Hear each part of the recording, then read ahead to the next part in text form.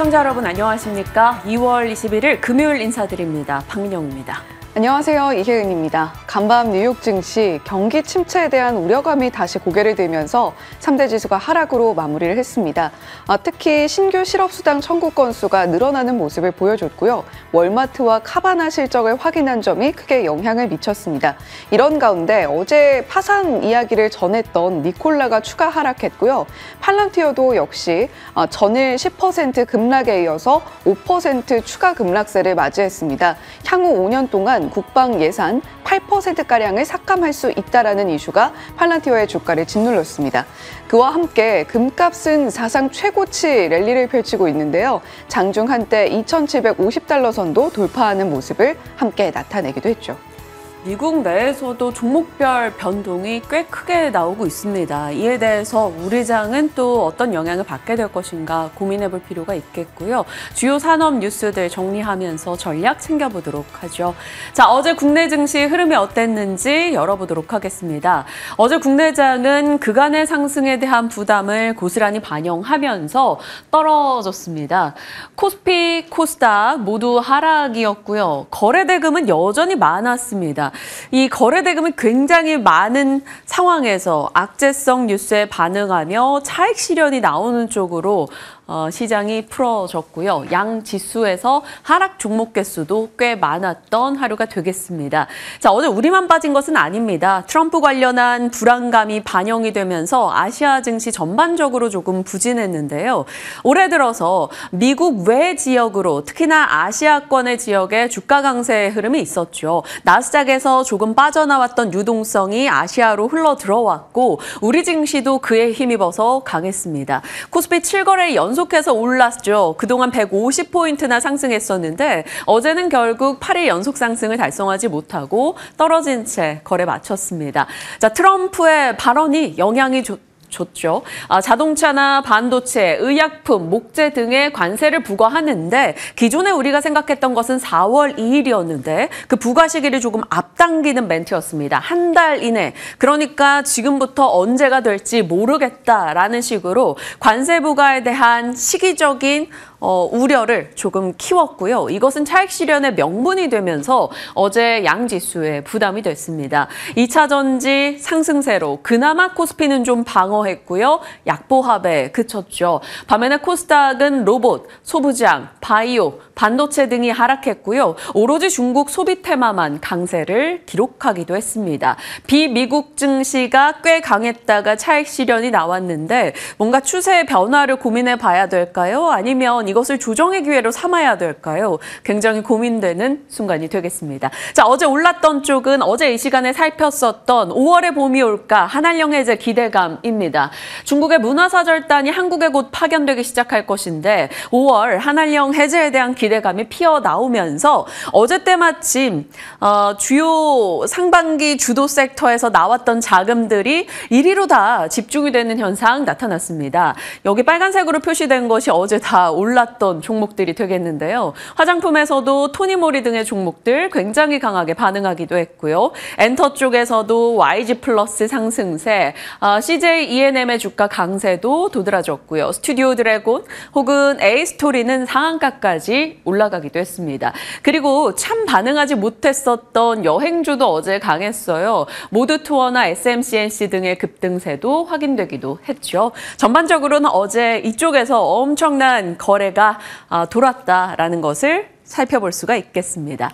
자, 어제 중국 소비 테마를 제외하고 놓고 본다면 뚜렷하게 눈에 띄는 섹터가 없을 정도로 이쪽에 자금이 집중됐죠. 화장품이 우선순위인 분들도 있으실 거고 엔터나 컨텐츠 쪽이 우선일 수도 있을 겁니다. 그런 가운데 DB금융에서는 미디어 섹터 수혜에 대한 얘기를 꺼내들었어요. 사실 한한령 해제에 대한 기대감은 8년 동안 반복된 뉴스이고 5월 전에 또 다른 다른 변수가 있을 수 있다라는 걸 고려했을 때 마냥 안심하고 베팅할 수는 없으나 과거보다는 우호적인 분위기라는 겁니다. 그래서 한한령이 해제된다고 가정했을 경우 미디어 섹터는 수혜가 기대된다고 얘기하죠. 다만 옥석 가리기가 필요한데 단기적으로는 구작 판매 그리고 조금 더 시간이 지나 중국 내에서 동시 반영이 이뤄지고 그다음에는 공동 계약건이 이뤄질 경우 순차적으로 미디어 섹터에 순풍이 돌 수 있다라고 이야기하고 있습니다.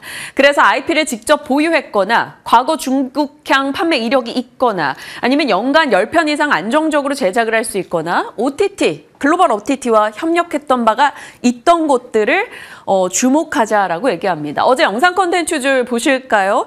중소형 업체로서 IP를 가장 많이 보유하고 있는 게 바로 A스토리입니다. 상한가로 끝이 났고요. 스튜디오 비르 역시나 상한가, 키스트, 와이렛, 콘텐트리 중앙 다 20% 이상의 폭등이 나왔죠.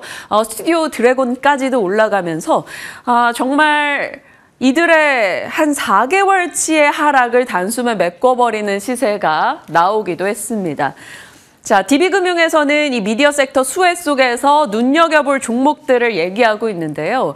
구작 연평균 20여 편이 있는데 그중에 IP 중 구작 중에 일부가 중국에서 반영된다면 이걸 기대했을 때 일정 부분 이익이 얼마 나올 것이다라는 겁니다. 그래서 스튜디오 드래곤 어제장 18% 상승했고요. 스튜디오 드래곤의 유통 수수료를 이제 가져가는 CJ ENM도 상승세였습니다.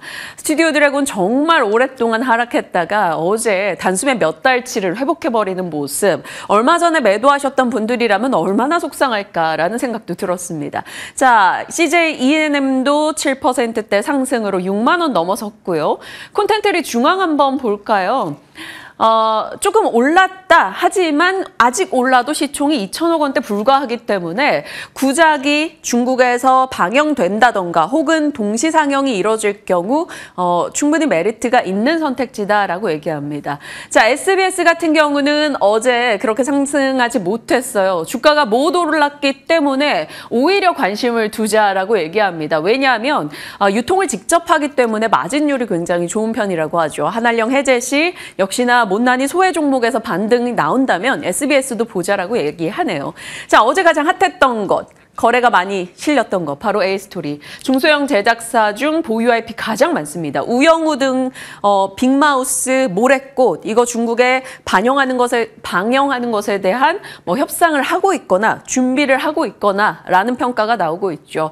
A스토리 어제 30% 깔끔한 상한가로 9,000원대 드디어 진입하게 됐습니다. 자, 미디어 섹터도 참 관심 못 받았던 오죽하면 스튜디오 드래곤이 아니라 스튜디오 지렁이다 이런 얘기가 나올 정도였을까요? 이쪽에도 좀 볕들 날이 올 수 있을지 아니면 한한령 해제로 인한 단발적인 상승으로 그냥 끝날지 이벤트성일지 아닐지는 사실 중국과의 뉴스에 따라 달린 거겠죠. 이슈 지켜보도록 하겠습니다. 자, 증시가 이 중국 소비 테마를 제외하고 왜 하락했는가 살펴보시면 여러 이유가 있습니다. 일단은 올랐던 것에 대한 부담. 3월에 공매도 재개되는데 많이 오른 것이 공매도 타겟이 될 수 있기 때문에 올랐던 상승주들이 하락하는 흐름이 나타났죠. 그것이 바로 차익 실현으로 이어졌습니다. 거기다 어제 전달드렸던 한국투자증권이 조선에 대해서 하선이라는 제목의 보고서를 냈죠. 고평가되어 있다. 조선에서 내려야 한다라는 얘기. 이것이 많이 오른 조선주를 자극했고요. 어제 조선주들의 하락이 굉장히 크게 나왔습니다. HD 현대중공업 보시면 12%, HJ중공업, 삼성중공업, HD 한국조선해양 등 떨어졌죠. 방산주도 미국 국방부의 예산이 좀 줄어들 거다라는 소식에 장 초반에 흔들렸는데 방산주는 조금 달랐습니다. 장 초반에 흔들렸다가 그것을 회복했어요. 그래서 한국항공우주는 7% 상승으로 끝이 나기도 했고요. 풍산 2%대 오름세였습니다. 어제 풍산은 가장 싼 방산주다라며 증권사 보고서가 나오기도 했었죠. 그 밖에 유리기판도 어떤 썰로 인해서 차익 실현 자극이 나오면서 떨어졌고 흔들렸고요. 로봇주, 반도체주 같이 흔들렸습니다. 이렇게 전방위적으로 오른 것에서 차익 실현이 나온 데다 트럼프 관세 부담을 안고 있었죠. 거기다가 수급 블랙홀 현상이 나왔습니다. 삼성전자, SK하이닉스, 그리고 조선주, 모티브링크 어제 새롭게 상장한 종목인데 이쪽으로만 거래 대금이 1조 가까이 집중이 됐어요. 삼성전자, 하이닉스가 한 2조 정도. 그러니까 이들 세 종목과 조선 섹터로만 엄청난 거래 대금이 집중됐다라는 것도 시장이 하락하는데 좀 한몫을 하지 않았나 싶습니다. 전체적으로 사실 한 번쯤 조정받을 때가 됐다라는 것은 아는데 알고 맞아도 조정이 조금 아프기는 합니다. 대신증권에서는 아직까지 상승 추세가 변하지 않았다라고 얘기합니다. 비미국 중심의 상승을 이끈 것은 채권금리와 달러 인덱스의 하락인데 이 부분이 견조하다라는 거죠. 밤사이 미국에서도 달러 약세 움직임이 나타나긴 했거든요. 그래서 매크로 환경을 보면서 시장에 대해서 어떤 기조로 가져갈지 고민을 해볼 필요가 있겠습니다. 오늘 이성우 이사님과 전략 챙겨보죠. 자, 시장에서 많이 올랐던 종목들이 떨어지고 조금 못 갔던 종목들이 고개를 드는 현상이 나타나는데 그것에 대해서 좀 상징적인 게 바로 2차 전지가 아닐까 싶습니다. 지금 개인 투자자들이 미국에서 혹은 코인장에서 국내로 유입되고 있다라고 가정을 해보죠. 어제 실제로 개인 투자자의 매수세가 꽤 강하게 들어오기도 했습니다. 그러면 기관 중심일 때와 외국인 중심일 때 그리고 개인 중심일 때 올라가는 섹터가 조금 다르죠. 개인들이 선호하는 섹터, 코스닥, 그리고 그 안에서 바이오와 성장주인 2차 전지가 되겠습니다. 자, 2차 전지가 이러한 요소들로 인해서 상승세를 기록하고 있는데요. LG엔솔, SK이노베이션, 어제 동화기업은 급등세였고요. 유일에너테크 등의 종목도 상승이었죠. 자, 동화기업, 유일에너, 레이크머티리얼즈, 전고체 키워드가 달려 있습니다. 결국 2차 전지는 전고체, 신기술 중심으로 그래도 모멘텀이 살아있다는 게 되겠고요. 이들 종목이 최근 들어서 시장 대비 좀 더 좋은 현상을 꽤 많이 보여주고 있습니다. 앞으로 2차 전지가 추가적인 상승을 나타내려면 어떻게 돼야 될까요? 금리도 우호적이어야 될 것이고요. 전방으로 여겨지는 테슬라나 유럽권에서 뭔가 좋은 소식이 있어야겠죠. 그래서 일정으로 하나 봐야 되는 건 이겁니다. 3월 5일에 유럽 OEM 지원을 위한 액션 플랜이 발표되는데 여기서 전기차 보조금 지급이 있느냐 없느냐에 대한 결정이 나온다라는 거죠. 전기차 보조금 지급에 대한 기대감에 지금 주가가 올라가고 있는데 이 부분이 지속될지 살펴볼 필요가 있겠다라는 겁니다. 2차 전지 쪽 분위기가 달라질 수 있을지 체크해 봐야겠고요. 못난이에서 또 어제 긍정적인 소식이 하나 이 섹터로 들려왔죠. 바로 철강이 되겠습니다.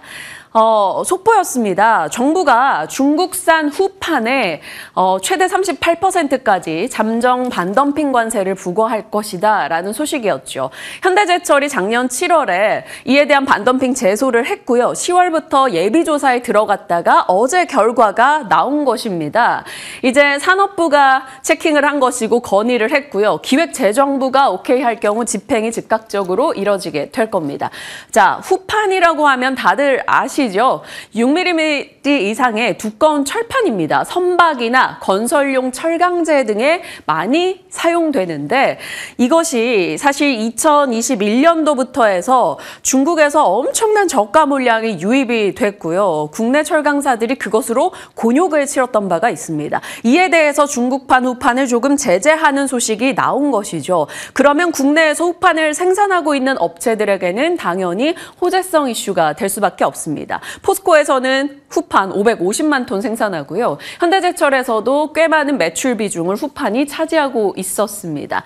자, 그럼 이 이슈로 우리가 생각해 볼 수 있는 분야는 이것이겠죠. 후판을 생산하는 업체들에게는 당연히 긍정일 겁니다. 포스코, 현대제철, 동국제강 등이 될 것입니다. 그리고 현대제철이 7월에 후판에다가 반덤핑 제소를 했는데 12월에 중국산, 일본산 열형 강판에 대한 반덤핑 제소를 했어요. 그것에 대해서 예비조사를 하겠다라는 소식도 어제 게 나왔죠. 그러면 추가적으로 만약에 중국산과 일본산 열형 강판에 대해서도 외국산에 대한 제재가 들어갈 경우 국내 철강에게 수혜일 수 있다라는 점을 기억은 하겠습니다. 다만 일본 철강 제품이 일본은 사실 우리의 철강 제품 최대 수출국입니다. 그래서 이쪽을 건드리긴 어려울 수 있다 이런 시각도 있어서 이 부분에 대한 것은 일단 하나 체크만 해놓고 후판에 집중을 해보죠. 후판 생산업체는 수혜인데 후판을 사용하는 업체에게는 당연히 부담이겠죠. 싸디싼 중국 것을 쓰지 못하게 되거나 중국 것을 쓸 때 비용 부담이 생기기 때문입니다. 그것이 바로 조선 섹터나 건설 섹터에 타격을 줄 수가 있는 거죠. 참 아이러니하게 어제 조선주가 하락하던 찰나 이런 속보가 나오면서 조선주에 좀 더 부담되는 내용이 더해졌다라는 겁니다. 자, 동국제강이나 현대제철 이들 종목은 어제 장에서 이 기대감에 올랐고요. 추가적인 상승을 낼 수 있을지 조금 지켜보도록 하겠습니다.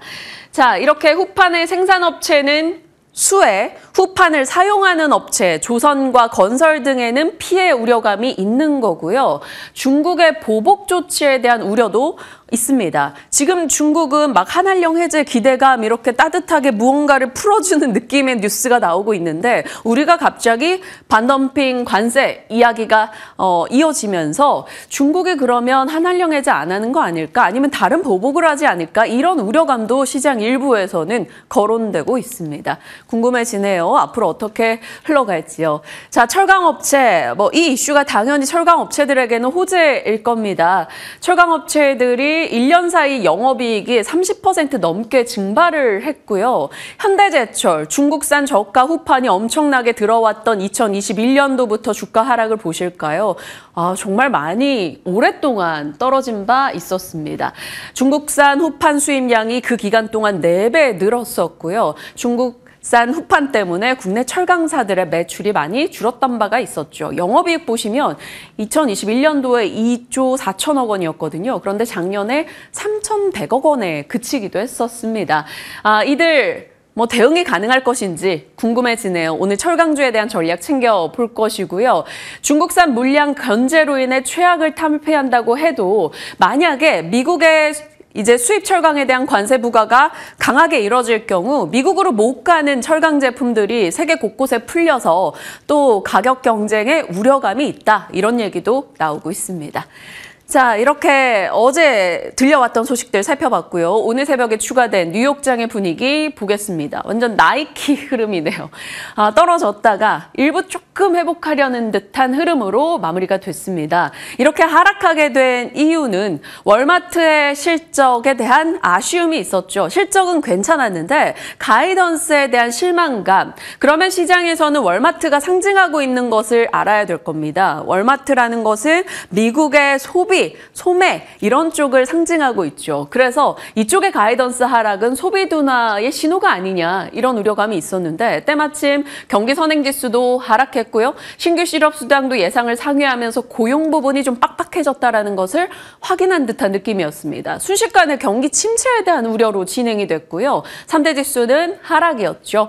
자, 미국 경기 불안에 달러는 약세였습니다. 또 엔화가 초강세를 띈 것도 달러 인덱스 내 비중의 영향 때문에 달러 하락을 나타내기도 했네요.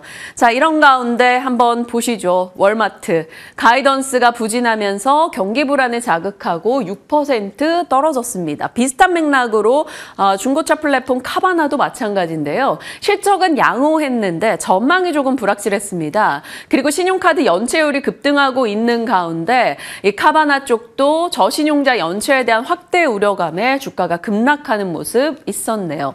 자, 반도체 진영 그나마 엔비디아가 버텼습니다. 실적 다음 주에 앞두고 소폭 올라서는 흐름으로 0.6% 강세였는데 브로드컴이 좀 하락했죠. 실적 이슈도 물론 기다려봐야 되겠지만 아이폰의 차기 칩에 대해서 애플이 자체 칩을 쓸 것이다 라는 이슈가 나왔어요. 그래서 브로드컴이 조금 충격을 받으면서 하락이었는데요. 0.8% 하락으로 봐주시면 되겠습니다. 자, 뉴욕장 하나의 키워드로 정리해봐라 라고 한다면 바로 경기에 대한 우려가 등장했다는 거고요. 1월에 소매 판매가 부진했는데 그것을 좀 확인하는 차원에서 뭔가 소비 데이터를 기다렸다가 월마트의 가이던스가 안 좋았고 경기 선행지수가 좋지 못했습니다. 그런 가운데 세인트루이스 연은 총재가 오히려 금리 인하가 아니라 인상을 해야 될 처지야 라고 얘기하면서 시장의 심리를 더 위축시켰죠. 테슬라는 이제 노동자가 감전사했던 사고에 대해서 안전규정 위반 혐의 기소 소식이 있었습니다. 그래서 좀 떨어졌고요. 벤츠의 실적을 열어봤더니 그 안에서 순수 전기차 판매가 좋지 않았다라는 소식과 앨범알에 대한 투자 의견 하향도 전기차 진영도 떨어졌습니다. 그러니까 반도체도 뚜렷한 무언가가 없었던 가운데 전기차 쪽도 하락했고 월마트 등의 소비재도 좋지 못했다라는 거죠. 그리고 금융 혹은 소비주가 모두 경기 우려감 속에 같이 빠지는 모습이 있었어요. 좋았던 쪽이 어딘가 살펴보시면 유틸리티라던가 혹은 제약, 헬스케어, 바이오 쪽입니다. 경기 방어적 성격을 띄었기 때문에 관심을 좀 받은 것으로 풀이가 되고요. 또 하나가 양자인데요. 그 전날에 마이크로소프트의 마요라나 이슈가 있었죠. 그래서 양자 컴퓨팅 쪽으로 다른 곳에 갈 곳이 없다 보니 자금이 조금 집중되는 현상이 있기도 했습니다. 자, 이렇게 뉴욕장은 마무리가 될 것 같고요. AI 진영의 업데이트된 소식들 한번 열어보죠. 하드웨어 진영에서는 또 모건 스탠리입니다. 아시아 테크, 아시아 반도체, 헛된 기대하지 마라, 회복 불가하다라는 내용이 담겨 있네요. 업황에 대해서 과신하지 말라는 목소리가 나왔고요. 참 반도체 쪽이 살아나던 찰나에 또 이런 뉴스라는 점에서 속상하긴 합니다. 소프트웨어 쪽에서는 이제 대통령 권한대행이자 부총리인 최상목 부총리가 빠른 시일 내에 한국형 챗 GPT를 개발할 수 있도록 프로젝트를 추진하겠다라는 소식이었고요. 2027년도까지 3조의 집중형 펀드를 조성한다. 스타트업 중심으로 이런 내용이 들어가 있기도 했습니다. 하드웨어와 소프트웨어 뉴스 각각 어떤 반응을 보일지 살펴보시죠. 어제는 AI 진영이 전체적으로 빠졌습니다. 자, 어제 말씀드렸던 게 바로 트럼프가 우리에게 바라는 것인데 트럼프는 지금 미국의 제조업 부흥을 원하죠. 미국에 와서 생산해. 그러면 돈 다 깎아줄게 라는 겁니다. 그런 맥락의 대화들이 계속 이어지고 있는데요. 아무래도 관세 부과 일정을 앞당기겠다라고 얘기한 것도 압박용 카드인 것이고요. 여기에 공장 두면 관세 없잖아. 기회를 줄게 라는 이야기를 이틀 전에 꺼낸 것도 미국에 공장 들어와 미국에서 생산해 라는 것을 말하고 있겠죠. 현대차 그룹이 과거 GM과 협력을 했었던 내용에서 또 보도가 하나 되고 있습니다. 전략적인 공생을 위해 생산시설을 공유한다. 그걸로 미국 관세를 피한다라는 겁니다. 현대차 그룹이 미국 내에서 11개 생산시설에서 반조립 방식으로 생산을 하게 되면 관세의 부담을 조금 줄일 수 있다. 그것을 노리는 게 아니냐라는 것입니다. 어제 현대차는 관세 압박 등의 이슈로 인해서 떨어지긴 했는데요. 0.5%. 그런데 시간의 시세를 보시면 또 다릅니다. 이 뉴스가 나오면서 현대차가 시간 외에서는 3% 이상 올라가기도 했고요. 현대차 외에 자동차 부품주도 강했습니다. 어제 말씀드린 대로 우리가 결국 여기서 생산해서 수출을 하게 되면 관세 부담을 떠안게 되는데 미국에서 생산을 늘린다면 관세 부담이 좀 덜할 수 있겠죠. 그런 측면에서 미국 생산시설 관련한 자동차 부품단을 계속해서 체크하고 있는데 일단은 어제 시간외에서 관련 뉴스로 인해서 반응하긴 했습니다. 자, 오늘의 연결고리 되겠습니다. 전체적으로는 트럼프 이슈가 계속 영향을 주겠죠. 관세 이슈라던가 주변국과의 관계 이슈가 되겠습니다. 시진핑, 미국에 방문하길 기대한다. 우리는 새로운 무역 합의 가능하다라는 코멘트가 나오기도 했고요. 미국 내에서 제약업종이 비교적 선전했고 어제 중화권 증시에서도 GLP-1 관련 기업들의 주가가 임상 이슈로 인해서 상승하기도 했습니다. 그래서 제약 뇌 혹은 비만 치료 쪽 주목받을지 보셔야 되겠고요. 단독 뉴스인데요. 미국에 가 있는 국내 인사들을 만난 자리에서 미국 측은 알래스카산 가스를 한국이 사줬으면 좋겠다라는 얘기를 꺼내들었다고 합니다. 연결되는 이슈 한번 체크하시고요. 오늘 시장에서는 좋았던 쪽이 조정을 받았다면 그동안 못 갔던 쪽에서 못난이가 미인이 될 수 있을까라는 기대가 있는 것들을 정리해 봤습니다. 2006년도 영화인데 미녀는 괴로워. 굉장히 성형으로 예쁘게 미인이 됐었던 영화였었죠. 예뻐질 수 있을까에 대한 기대 섹터들입니다. 일단 한한령 해제 기대감이 중국 소비단에 영향을 주긴 했는데 사실 철강 관세 이슈로 이것이 어떻게 될지 모르겠다라는 변수는 하나 생겨나긴 했습니다. 여러 분야에서 주가 반응이 어제 나타나기도 했는데 현대백화점 같은 경우도 면세 쪽에서 어제 이 뉴스로 상승했죠. 현대백화점이 주주 환원 정책을 꽤 강하게 쓰고 있다는 점에서 주목하자라는 시각도 있으니까요. 이 부분도 종목 한번 보시길 바랍니다.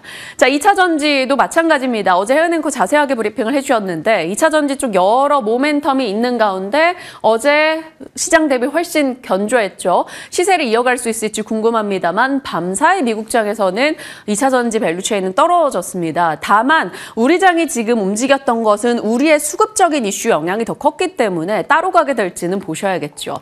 철강은 반덤핑 관세 이슈로 인해서 수혜보는 대형사들 위주로 보셔야 됩니다. 철강도 사실 모두가 안 좋았던 건 아닙니다. 수년간 차트 보면 뭐 풍산이나 이런 종목들은 괜찮았는데 그들은 방산의 성격을 띠고 있었기 때문에 순수 철강사들 중심으로 좀 보셔야 되는 부분이고요.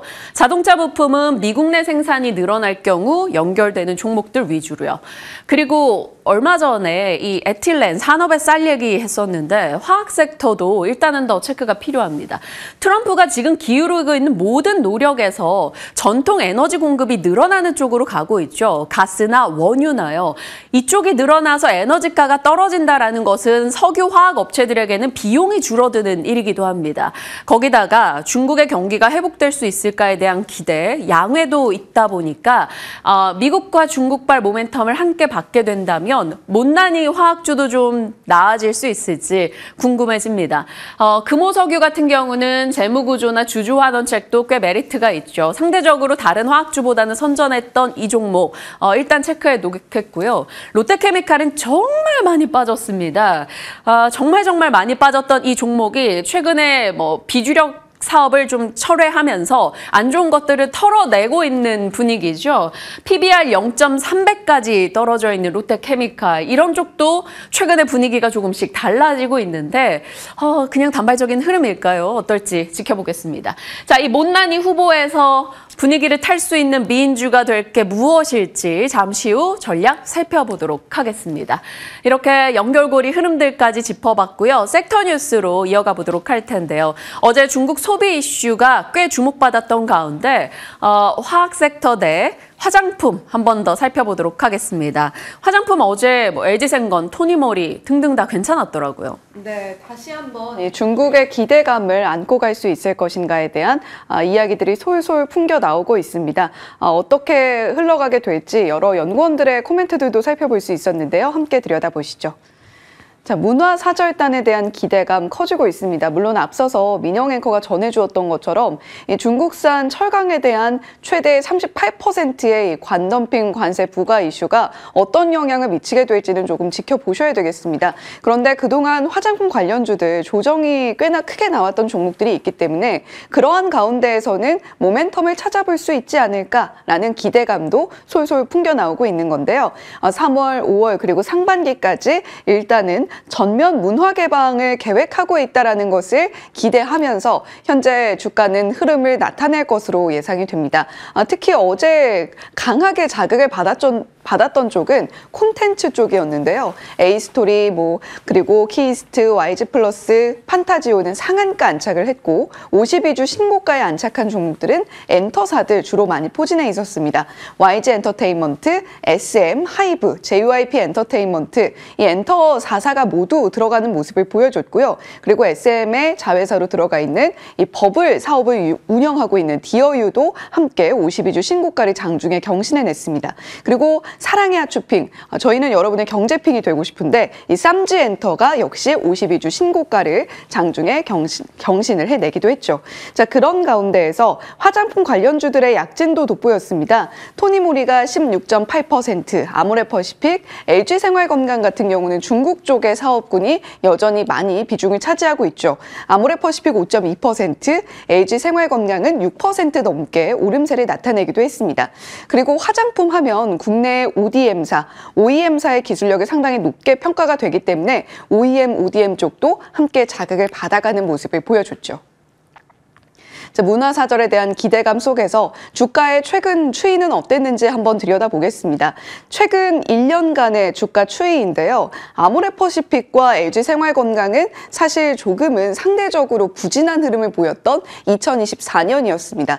특히 아모레퍼시픽은 코스알엑스를 흡수하는 과정에서 비용 지출 때문에 실적에 충격을 받았던 이력도 있고요. 그러다 보니까 계속해서 주가가 좀채 반등을 하지 못하고 미국 관련해서 사업을 영위하고 있는 다른 기업들의 상승을 계속해서 손가락을 좀 빨면서 지켜볼 수밖에 없는 모습이기도 했죠. 반면에 VT라던가 코스메카 코리아는 지난 한 해 동안 주가 상승을 크게 만들어내면서 아모레퍼시픽과 LG생활건강과는 조금 다른 흐름을 나타내기도 했습니다. 이렇게 이 중국 쪽으로 많이 영위를 하던 기업들 위주로 이제는 다시 빈집을 채워줄 수 있는 수급이 들어올 수 있는가가 관건이 되겠죠. 자, 과연 그렇다면 기대는 지속성을 가지고 움직일 수 있을 것인가? 이 부분을 좀 지켜보겠습니다. 신한투자증권의 박현진 연구원 그리고 하나증권의 박은정 연구원의 코멘트를 가지고 와봤는데요. 일단 박현진 연구원의 경우에는 화장품이나 의류 섹터는 좀 간접적인 영향을 받을 것으로 간접적 수혜로 짚어주고 있습니다. 한한령이 풀리더라도 한국 소비재가 부상할 수 있을까에 대해서는 글쎄 확신하기는 좀 어렵다라는 입장을 이야기하기도 했죠. 지금 사실 중요한 것은 한한령보다는 중국의 소비 부양 의지, 경기 부양 의지가 될 것이다라는 이야기도 들여다볼 수가 있었습니다. 그런데 중국의 경기 부양 의지를 드러냈던 것은 하루 이틀이 아닌데 이번에는 실효성을 드러낼 수 있을 것인가? 이 부분에 조금 더 방점을 찍어야 된다라고 이야기를 하고 있죠. 중국 로컬에 현지 법인을 두고 있는 쪽은 코스맥스, 한국콜마가 화장품 쪽에서 자극을 받아갈 수는 있을 텐데 물론 밸류에이션이 워낙 바닥이고 수급이 빈집이라는 점에서는 긍정 요인으로 작용할 수 있다. 그러나 부정 요인은 여전히 중국 쪽에서 발목을 잡고 있는 실적이 될 것이다라는 코멘트도 들여다볼 수가 있었죠. 자, 결국에는 한한령 해제에 대한 기대감, 중국의 내수 회복, 한국 화장품사가 중국 내에서 가지고 있는 경쟁력이 모두 버무려져야만 화장품 관련해서 특히 중국 쪽에 많은 비중을 두고 있는 기업들의 주가 상승을 기대해 볼 수 있다는 것이겠고 일단 박현진 연구원은 화장품 쪽도 괜찮지만 패션 쪽에 조금 더 이야기를 하고 있습니다. F&F, 휠라홀딩스, 브랜드엑스 코퍼레이션 같은 기업들이 있을 텐데 사실 이 기업들 역시도 마찬가지로 간접적인 영향을 받는다라는 점에서 앞서 언급해드린 세 가지 요인, 중국 시장에서 한국 제품이 갖고 있는 경쟁력이라던가 중국의 경기 부양 의지, 한한령 해제 모두 함께 좀 살펴봐야 된다라고 이야기를 하고 있는 것이겠죠. 자, 하나증권의 박은정 연구원은 방한 중국인이 늘어나고 있다는 점에 조금 더 기대를 걸고 있습니다. 2024년에 2026년, 그러니까 한한령이 본격적으로 시작되기 전에 그래도 절반가량 올라왔고 전년 대비로는 120%나 늘어났다라는 점에 집중을 하고 있죠. 특히 K-뷰티에 대한 새로운 유니스가 유입될 수 있을 것인가 이 부분이 관건이라고 짚고 있는데 올리브영이 유통을 하고 있다는 점에서 한번 주목해보자라는 이야기를 하고 있고요. 중국 내에서 견조하게 인지도가 올라가고 있는 기업, 사실 이미 중국 내에서 탄탄하기는 했으나 브랜드로는 LG생활건강의 후, 아모레퍼시픽의 력, 그러니까 결국에는 기초 쪽에 조금 더 고급 라인에 집중을 해보자라는 이야기를 하고 있는 것이겠고요. 그리고 무엇보다 VT의 경우에는 한한령 이후에 주요 제품의 위생 허가를 획득했다라는 점에서 VT도 함께 주목해보자라고 이야기를 하고 있습니다. 자, 일단 ODM사 주목도는 코스맥스에 조금 더 높게 이야기를 하고 있고요. 한국콜마 그 밖의 기업들 주목해보자라고 이야기를 하고 있습니다. 인지도 면에서는 LG생활건강, 아모레, VT 순이니까요. 이 기업들도 중국 관련해서 한한령 해제에 대한 기대감을 안고 갈 수 있는 종목들이라는 점 함께 체크해 보시면 좋을 것 같습니다. 자, 이건 12월 3일에 전해드렸던 표이기도 합니다. 브랜드별 제조사가 어느 쪽이냐 이 부분에 많이 집중을 하고 있는데 미국 쪽에서는 이제 기초 제품에 대한 사이클은 한 차례 돈 것 같고요. 색조에 대한 기대감이 조금씩 올라가고 있습니다. 대표적으로 색조라고 하면 로맨이나 클리오, 페리페라 이런 쪽이 있을 수 있을 텐데 특히 아이패밀리 SC가 좀 주목도가 높은 편이죠. 미국 시장에서 그리고 중국 시장에서도 좀 약진을 할 수 있을 것인가 기대해 볼 만한데 중요한 것은 이 중국 시장이 이 한한령이 있었던 동안 굉장히 또 기술력이 많이 올라왔습니다. 저가로도 굉장히 좋은 품질의 화장품들을 많이 양산을 하고 있기 때문에 색조 제품의 경우에는 과연 우리 시장에 다시 들어간다고 해서 이전처럼 좀 주가 부양에 대한 기대감을 가져볼 수 있을까에 대해서는 조금은 좀 조심스럽게 접근하실 필요가 있지 않겠나 그런 생각이 듭니다. 화장품 밸류체인입니다. 대형사부터 ODM, 용기, 원료, 중소형 유통단과 미용기기 스킨 부스터 쪽까지 한번 정리를 했는데요. 이번 주 브리핑을 통해서 미용 의료기기 쪽을 전해드린 바도 있습니다. 특히 신규 상장 종목인 아스테라시스 같은 종목들도 있는데 일단 중국 쪽에서도 사업을 확장하려고 애를 쓰고 있는 쪽은 APR 같은 기업들이 되겠고요. 이러한 기업들의 약진이 또 한 번 중국 시장에서 부각이 될 수 있을 것인가 기대를 해보시면 좋겠습니다. 그리고 앞서서 계속해서 전해드렸던 것처럼 아모레퍼시픽이나 LG생활건강 같은 기업들도 함께 지켜보셔야 되겠죠. APR은 어제는 좀 주가 조정이 나왔고요. 아모레퍼시픽 5.17% 상승하는 모습 함께 살펴볼 수가 있었습니다. 자, 이번에는 헤드라인 돋보기입니다. 앞서서 좀 조선 관련해서 어제 조정을 이끌어냈던 한국투자증권의 리포트 내용을 민영앵커가 전해주었는데요. 단독 기사로 서울경제에서 HD 현대중공업, 한화오션이 함정 MRO 수주전 첫 격돌했다라는 기사를 보도를 했습니다. 지난해부터 모두 두 회사 모두 MRO 시장을 공략하기 위한 노력을 기울여 왔고요. 한화오션이 지금은 조금 더 스텝이 빠르다라고 이야기를 하고 있죠. 올해는 HD 현대중공업도 본격적으로 입찰 수주전에 동참을 할 예정이라고 하는데 MRO 사업의 경우에는 이익률이 15%에 육박하는 고수익 사업이라는 점에서 상당히 주목도가 높은 편입니다. 조선사들의 상선 영업이익률이 5에서 6%라는 점을 감안하면 최대 한 3배까지도 영업이익률을 끌어올릴 수 있는 요소가 되는 것이죠. 지금 미국 해공함정의 한 80%가량이 2010년 이전에 건조된 선박들이 굉장히 많습니다. 거기다가 함정에 대한 리모델링 사업은 거의 뭐 새로 만든다라고 해도 과언이 아닐 정도로 사실 굉장히 많은 품이 들어가기 때문에 MRO에 대한 수요가 올라가고 있다는 점은 계속해서 주목을 해보셔야 되겠는데요. 조선사별 특수선 부문의 실적 추이도 2022년부터 2024년까지 꾸준히 증가하고 있습니다. 현대중공업은 2023년에는 살짝 영업이익과 매출이 내려가는 모습을 보여줬습니다만 한화오션의 경우에는 꾸준히 확장세를 보여주고 있는 것도 사실이죠. 자, 그러나 어제 나왔던 리포트, 하선이라는 제목의 리포트, 지금 여러 가지 측면들을 고려했을 때 과연 이 MRO 시장 공략으로 인해서 얻어갈 수 있는 이익이 얼마나 클 것인가에 대해서 구체적으로 언급을 했습니다.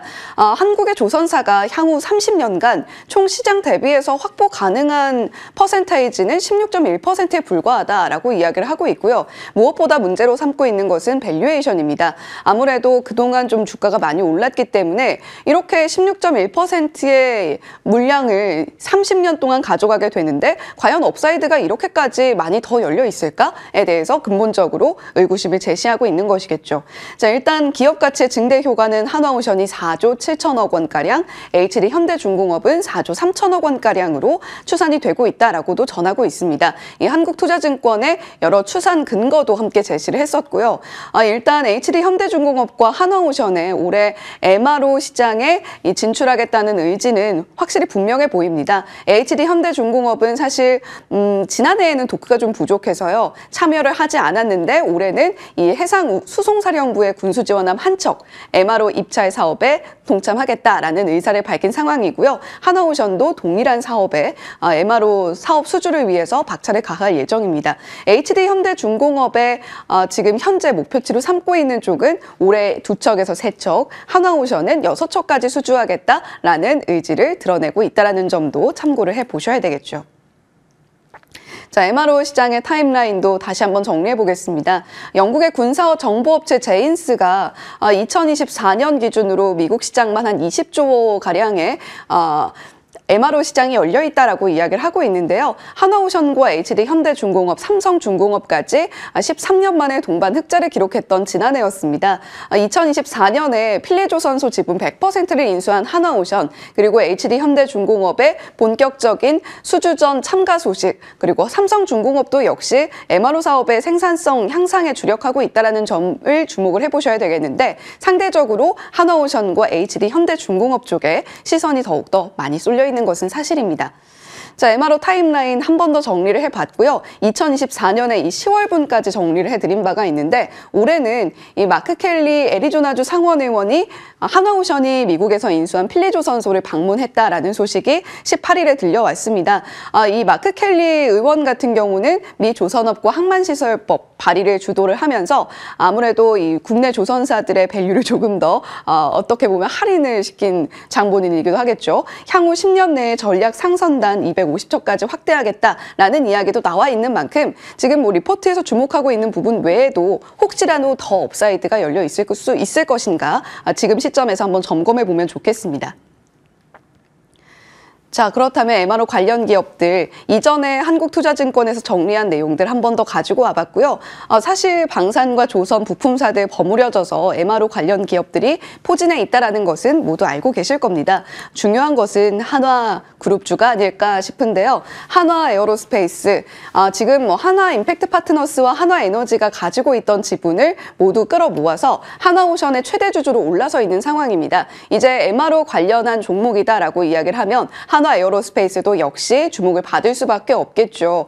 지금 한화에어로스페이스의 주가는 이렇게 우상향 곡선을 꾸준하게 그려오면서 0.94% 어제 올랐습니다만 66만 4천 원까지 현재 올라와 있는 상황입니다. 이 한화에어로스페이스 역시도 앞서서 이 하선이라는 제목의 리포트에서 이야기한 것처럼 밸류에이션에 대한 어떤 평가를 해야 되는가는 조금 어려운 상황일 수도 있겠습니다만 우리가 이러한 부분들을 함께 체크해 보시면서 조정에 대한 불안을 어떻게 극복해 나갈 수 있을 것인가, 조선과 조선 기자재 그리고 일부 방산주까지 함께 버무려서 좀 이야기를 해보면 좋을 것 같습니다. 조정은 주식시장에 당연한 거겠죠. 그런데 그 조정을 어떻게 활용하는가에 대한 고민이 늘 깊습니다. 이에 대한 이야기 풀어가겠습니다. 지금부터 함께 하시죠.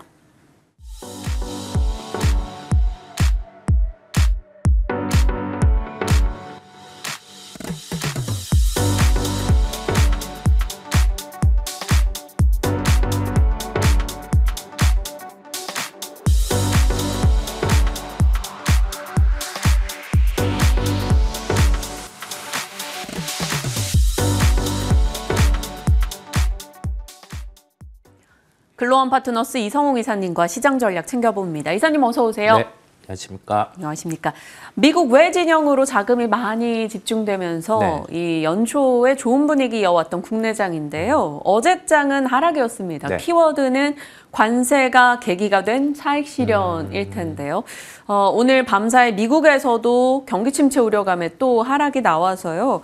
금요일이기도 하고 시장에 대한 전략 좀 세워주세요. 우리가 작년과 올해 시장을 비교를 해보고 올해 시장의 핵심은 프로그램 매수가 시가총액 상위 쪽으로 들어올 때 그 상승이 가파르다라는 점이에요. 종목들을 봤을 때도 조선이라든지 아니면 방산 이런 쪽 같은 경우는 실적 발표를 하고 그다음에 미국과의 협력 구조를 갖추고 있고 하다 보니까 강했는데 시가총액 두 자릿수 조 단위 종목 같은 경우도 이틀간에 50% 오르는 흐름이 나타나곤 했어요. 그러면 우리가 생각할 건 우리가 여태 봐왔던 주식시장의 상승 강도와는 속도와는 좀 다른 흐름이 나타난 거예요. 비정상적인 상승이 수급 요인으로 수반이 된 겁니다. 그러면 우리가 과한 욕심을 부릴 필요가 없죠. 시장이 조금은 과열 상황이란 걸 얘기를 하는데 거기에 도취돼서 매수를 하기보다는 지금은 가격 조정이 나올 수 있다라는 게 자연스러운 거예요. 차트상으로 보더라도 이격이 벌어져 있죠. 그다음에 두 자릿수 조단위 종목들 같은 경우도 크게는 2배 이상 오른 종목도 있거든요. 밸류에이션 상으로 약간의 오버 구간에 돌입을 했습니다. 그렇다 보니 나오는 조정이라고 받아들이시면 되고 그러면 여기에서 우리가 좀 멀리 떨어져서 볼 거는 추세가 깨졌느냐. 이 업종 같은 경우가 여기에서 꺾이는 시그널이 나왔느냐라는 건데 그렇지는 않아요. 그래서 보유하고 계신 분들은 여전히 가지고 갈 수 있는 상황이고요. 다만 단기로 주가의 속도가 오버 페이스로 강할 땐 굳이 추격할 필요가 없음을 말씀을 드립니다. 보유자라면 보유할 수 있는 근거, 추세가 깨지지 않았다라는 것이고요. 신규 매수자라면 자제해야 되는 것은 이격이 벌어져 있는 것, 그리고 시장이 슬슬 부담을 느끼는 징조를 보내주고 있다라는 점에서 지금 굳이 무리한 추격을 할 필요가 없다라고 얘기해 주셨습니다. 그게 조선, 방산 등이라면요. 로봇도 그렇고요. 그런데 반도체는 조금 다른 얘기잖아요. 그들만큼 대형주가 막 강하게 올라가고 그랬던 건 아닙니다. 일부 CXL 이런 키워드 달린 종목들이 강했던 거였죠. 그러면 반도체는 어떻게 해야 될까요? 모건 스탠리는 참 또 좀 보수적인 목소리를 냈어요. 그래서 이쪽에 대한 시각이 제일 궁금합니다. 우선은 박스권에 대한 흐름 주가 무게를 두고 있습니다. 왜 그렇냐라고 하면 우리가 사이클의 시작 때는 공급에 대한 부분이 줄어들고 시작이 되고 수요로 보여주면서 주가 같은 경우는 역사적인 밸류 상단에 왔을 때는 또 논란을 갖곤 하죠. SK 하이닉스 같은 경우도 10만 원이 넘어갔을 때 구간이었어요. 12만 원, 13만 원 이 구간에서는 시장에서 PBR 논리 같은 경우가 나오면서 주가가 속도가 빠른 것 아니냐라고 일컬어졌는데 이게 20만 원 이상 정도 가기도 했었죠. 그러면서 이제는 박스권 하단이 한 18만 원 정도잖아요. 그런 것처럼 우리가 단순히 PBR 논리 이런 쪽으로 밸류에이션을 대입해서 주가의 상한다들 판단을 하기보다 이 사이클 같은 경우에 흐름이 어느 정도 수준인지 좀 보면 될 것 같아요. 지금은 시장에서 많은 부분을 확인하려고 하겠죠. 왜냐하면 딥시크의 등장 이후로 캐펙스 투자는 꺾이지 않았지만 엔비디아 같은 경우가 블랙엘 이런 부분에 약간의 지연 요소도 있다 보니까 과연 이 영업 마진이 유지되는지를 확인하면서 반도체 쪽은 플레이를 할 수 있음이 핵심이에요. 그래서 그 부분을 보면서요. 하이닉스 기준 박스권 하단 18만 원대, 그 다음에 삼성전자 같은 경우는 이제 5만 원대 중반 그 이상 충분히 주가가 이제는 빠지지 않고 위치하고 있기 때문에 보는 거고요. 그 다음에 3월 말에 이제 공매도 재개가 이루어지잖아요. 그러면 시장 속에서는 밸류에이션에 초점을 맞춰서 종목을 볼 수 있습니다. 그래서 소재 부품 장비주들 같은 경우는 역사적 밸류 하단 또는 그 이하에 있는 종목들이 많다 보니까요. 관심 가지고 전체적으로 함께 봄을 말씀을 드립니다. 반도체에 대해서는 기대 요소가 더 많은 점을 살펴주셨고요. 사실 일전에도 저희가 브리핑에서 짚긴 했습니다만 엔비디아 연례 행사, 개발자 연례 행사가 또 GTC가 3월에 있거든요. 거기서 또 반도체에 대한 얘기 혹은 양자에 대한 얘기가 어떻게 나올지도 하나의 일정 체크로 꼭 두고 보시길 바랍니다. 반도체 섹터에 대한 얘기 살펴봤고요. 이제 어제장에서 이런 조선, 방산, 반도체, 유리기판 이런 쪽이 조정이 조금 있었다면 물론 방산은 회복을 했지만요. 화장품 한번 살펴볼게요. 전체적인 키워드는 중국이겠죠. 한한령 해제 기대감 매번 한 번씩 나오는 이슈인데 이번엔 좀 다를까요? 기대감이 실제 진행이 된다라고 하면 위로 열린 포텐이 끈 쪽이 미디어 콘텐츠 같은 경우가 주가가 많이 빠져 있는 상황이다 보니까 가장 큰 포텐을 가지고 있고요. 그 다음이 엔터, 그 다음이 화장품이라고 할 수 있어요. 이게 한쪽 같은 경우에 무게감이 쏠린다라고 하기보다 시장이 열리는 규모 같은 경우는 큽니다. 큰데 여기에서 화장품은 작년에 주가가 강했죠. 그만큼 미국 시장에서 침투를 했고 거기에 가져가는 시장 점유율 같은 경우가 주가에 반영돼 있는 상황이에요. 중국 시장이 열린다라고 하면 여기에서 과거에 중국 로컬에서 받았던 밸류만큼 또 올라갈 수 있기는 합니다. 그러면 중국 로컬에서 강한 쪽을 찾아봐야 하는데 거의 다 철수를 했죠. 그렇다 보니까 여기에서는 어느 정도 또 관광객이 유입되고 그다음에 중국 로컬의 강점을 가진 기업들 같은 경우에 초점을 맞춰서 볼 텐데 아무래도 일반적인 화장품보다는 미용 쪽 같은 경우가 조금 더 주목을 받을 수가 있겠습니다. 그래서 미용 쪽에 조금 더 초점을 맞추고 보고 화장품 같은 경우는 새로운 시장을 공략하는 그 하나의 침투에 따라서 갈릴 수가 있어 보여요. 그래서 조금은 좀 차별화가 나타날 수 있음을 보고 말씀을 드립니다. 그러면 미용 쪽에서는 괜찮게 보시는 종목 어떤 건데요? 화장품은 약간 트레이딩으로 가고요. 아무래도 파마 리서치 같은 파마 경우가 리서치. 예, 상당히 좀 괜찮은 위치를 가지고 있음을 말씀을 드리고 보톡스 관련해서는 휴젤 같은 경우가 예, 가장 부담이 없음을 말씀을 드립니다. 소비재는 주가 속도가 그렇게 빠르지는 않을 수 있는데 지금 어느 정도 밸류 플레이 같은 경우가 합리적으로 가능하다 보니까 부담이 크게 없어요.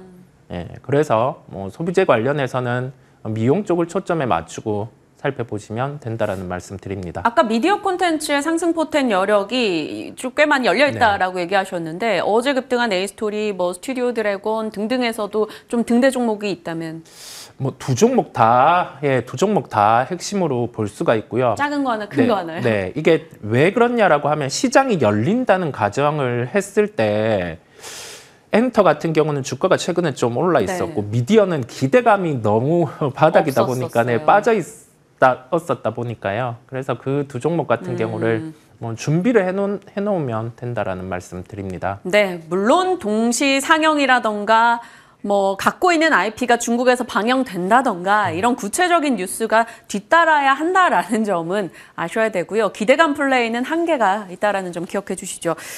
중국 소비땅까지 살펴봤고 그러면 이제 관세 뉴스 들여다봐야겠죠. 관세라기보다 이제 어제 철강 섹터에 네. 이제 반덤핑 관세 부과 소식, 중국판 후판 얘기가 나왔습니다. 네. 그래서 현대제철, 동국제강, 포스코 올라갈 거야라는 기대감들이 형성되는데 동의하십니까?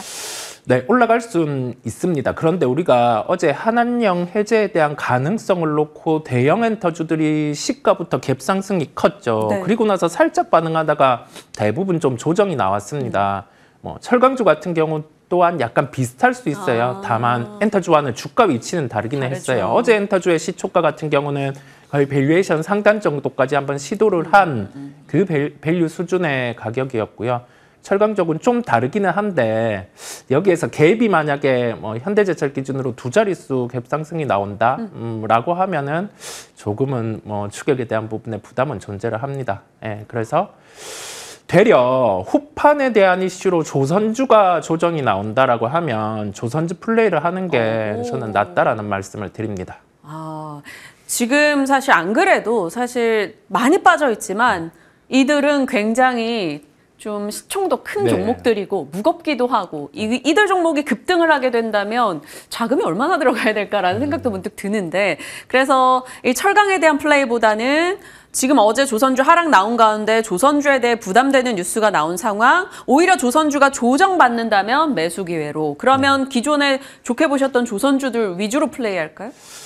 네, 뭐 압축을 해야 되는 상황인데요. 아까 브리핑에서도 짚어주셨던 하나오션, 그다음에 HD현대중공업 같은 경우가 이번 하나의 조선의 줄기로는 핵심입니다. 네. 그중에서 멘트 해주셨던 대로 하나오션이 좀 더 준비가 잘 돼 있고 대응할 수 있는 부분이 열려 있다 보니까요.